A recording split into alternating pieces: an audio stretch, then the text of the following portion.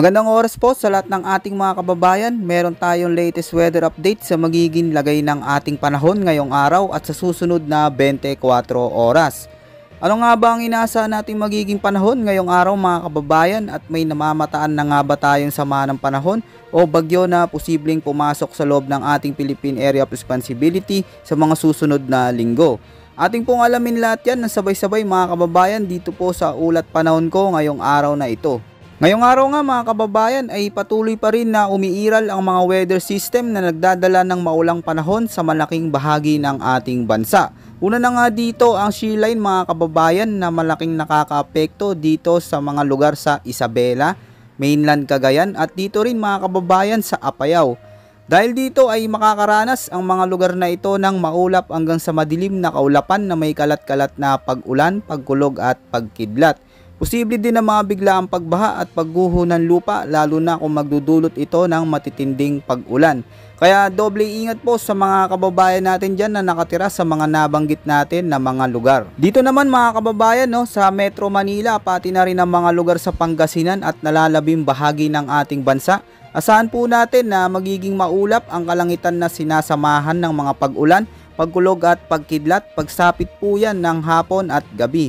Hindi naman inaalis ang posibilidad ng mga biglaang flash flood at landslides lalo na kung magdudulot ito ng severe thunderstorms. Ang mga pagulan na ito mga kababayan ay dulot naman ng umiiral na localized thunderstorms kaya pinag-iingat pa rin po natin ang lahat ng ating mga kababayan dyan. Samantala itong Intertropical Convergence Zone naman mga kababayan ang malaking nakakaapekto dito sa bahagi ng Davao Region at sa Caraga. Dito din sa mga lugar sa Soc-Sargen kasama rin ang nalalabing bahagi ng Mindanao. So asahan po natin mga kababayan ko ang mga lugar na ito ay magiging maulap na may mga pag-ulan, pagkulog at pagkidlat pagsapit ng hapon o gabi. So ayan po mga kababayan yung inaasahan nating magiging panahon. Samantala mga kababayan ko dito marami po ang nagtatanong kung may bagyo ba dahil sa sunod-sunod na mga pag-ulan. Sa kasalukuyan mga kababayan ay wala pa po tayong namomonitor na bagyo, ngunit mga kababayan ko dahil nga sa maulang panahon, meron tayong binabantayan ngayon na pamumuo ng cloud cluster sa labas ng ating Philippine Area of Responsibility at may posibilidad ito na maging isang low pressure area sa mga susunod na araw. Pero kabayan maging handa pa rin po tayo dahil meron pong inilabas sa forecast ng potential cyclone threat mga kababayan By next week po ng December ay posible na meron tayong mamonitor na sama ng panahon o dalawang bagyo na posibleng pumasok sa loob ng ating area of responsibility.